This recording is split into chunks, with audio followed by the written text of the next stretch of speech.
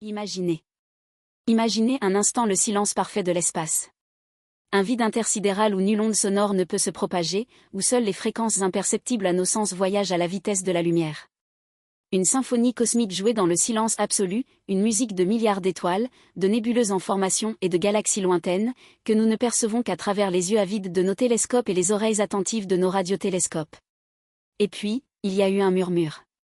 Un murmure singulier, d'une puissance inouïe, émanant des profondeurs glaciales de l'univers. Pas un murmure de vent solaire, ni le souffle chaud d'une étoile mourante. Non. Un signal. Un message, si précis, si bref, qu'il a percé le brouillard cosmique pour toucher notre humble planète, et s'inscrire à jamais dans les annales de l'astronomie. Une énigme née le 15 août 1977.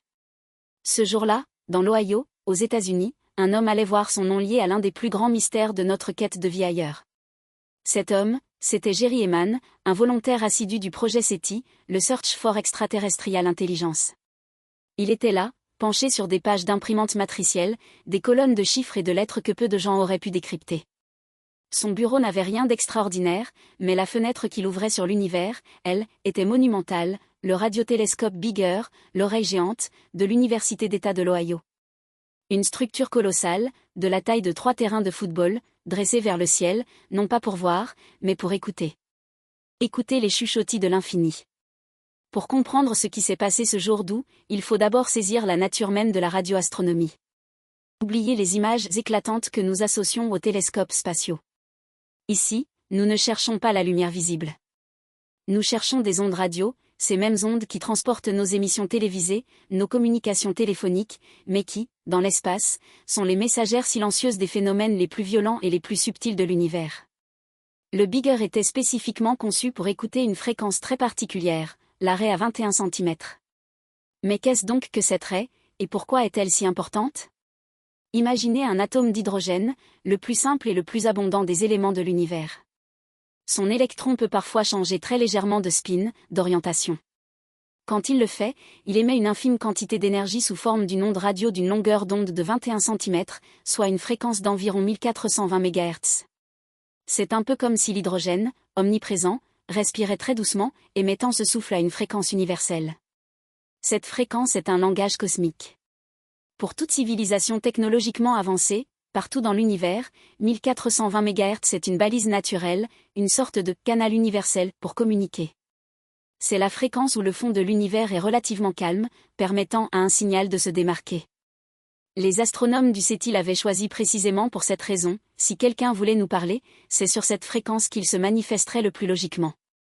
Le Bigger scrutait le ciel avec 2 cornes réceptrices, pointant dans des directions légèrement différentes. Cela permettait de confirmer qu'un signal provenait bien de l'espace et non d'une source terrestre. Si un signal était détecté par une corne puis par l'autre avec un léger décalage, cela indiquait une origine céleste. C'était un système ingénieux, conçu pour distinguer le murmure des étoiles du brouhaha de notre propre planète. Et c'est dans ce contexte, dans cette quête patiente et méthodique, que Jerry Ehman, un jour comme les autres, a extrait les dernières pages d'impression.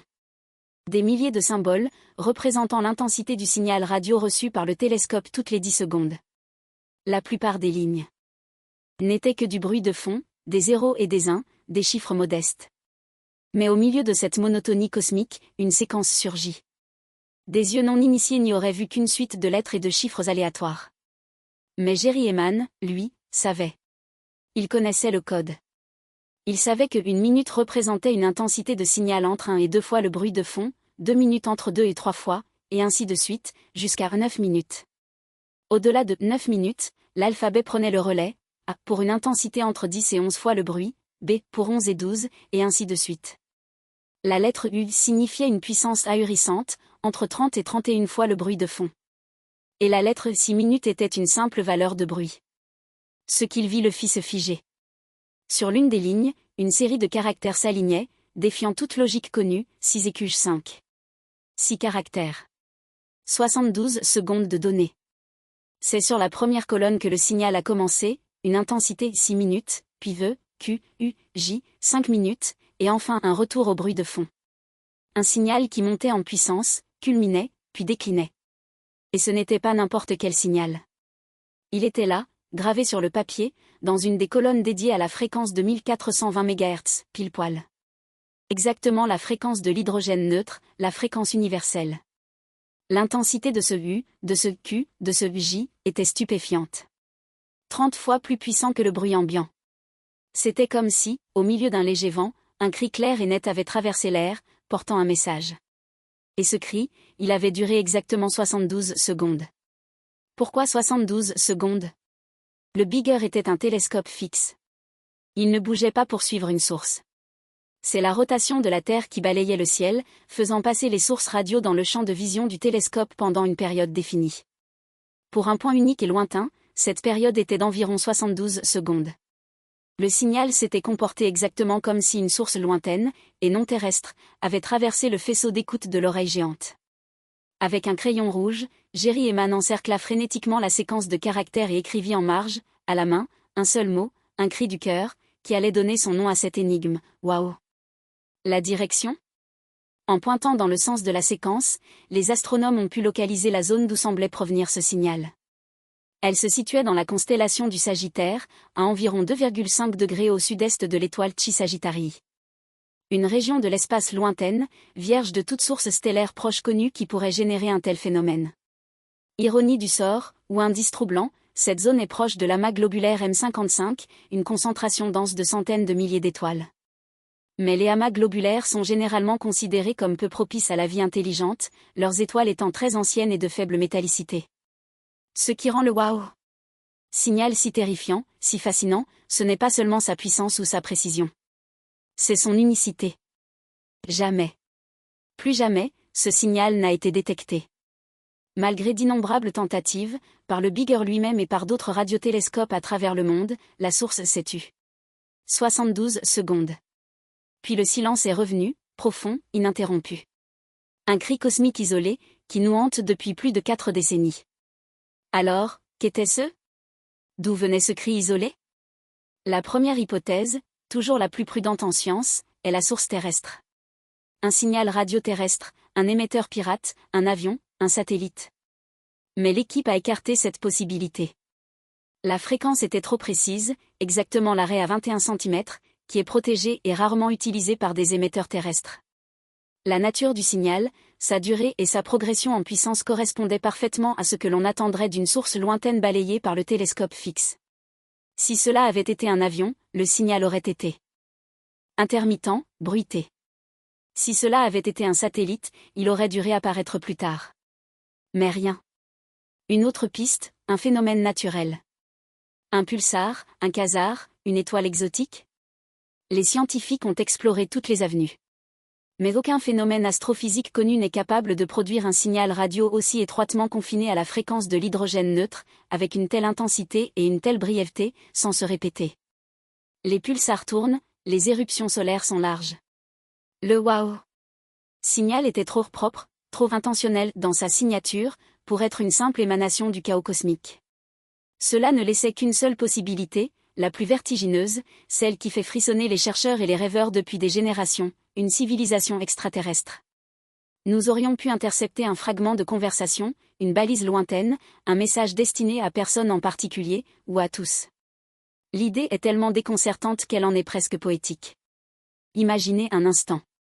Quelque part, à des années-lumière de nous, une intelligence, peut-être bien plus ancienne et plus avancée, a émis un signal. Ce signal a voyagé à travers les abysses interstellaires pendant des milliers, peut-être des millions d'années, traversant des nuées de poussière, contournant des étoiles, pour finalement frapper les paraboles d'aluminium du Big Sur, à un moment précis, un jour précis. 72 secondes. Le temps pour le faisceau du télescope de balayer cette minuscule parcelle du ciel. 72 secondes pour qu'une preuve potentielle de vie intelligente extraterrestre se manifeste à nous. Et puis, silence. Imaginez l'ampleur de cette rencontre manquée. Un bonjour cosmique, peut-être. Une question silencieuse, sans réponse. Nous étions là, écoutant, et pendant un instant fugace, nous avons perçu un écho. Un écho qui pourrait provenir d'un monde si lointain que la lumière émise par ce monde avant même la naissance de l'humanité n'aurait pas encore atteint notre planète. Ce n'est pas seulement un signal radio. C'est un miroir tendu à notre solitude cosmique. Nous sommes un minuscule point bleu perdu dans l'immensité, et cette écoute nous révèle non seulement la beauté insondable de l'univers, mais aussi notre quête ancestrale de connexion. Le wow Signal nous rappelle l'échelle vertigineuse de l'espace et du temps. Pour un vaisseau spatial capable de voyager à la vitesse de la lumière, il faudrait 100 000 ans pour traverser notre seule galaxie.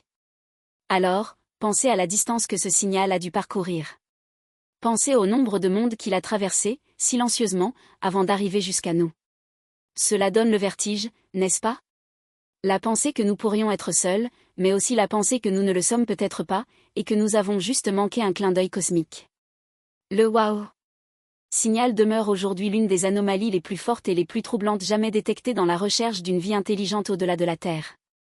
Il est une cicatrice lumineuse dans notre histoire d'exploration, un point d'interrogation flamboyant gravé dans le grand livre du cosmos. Allons-nous un jour entendre de nouveaux ce cri? Ou était-ce une anomalie unique, une singularité statistique de l'univers que nous ne pourrons jamais expliquer? La quête continue. Les radiotélescopes du monde entier continuent de tendre leurs oreilles géantes vers le vide, écoutant patiemment, cherchant le prochain murmure, le prochain signal, la prochaine énigme.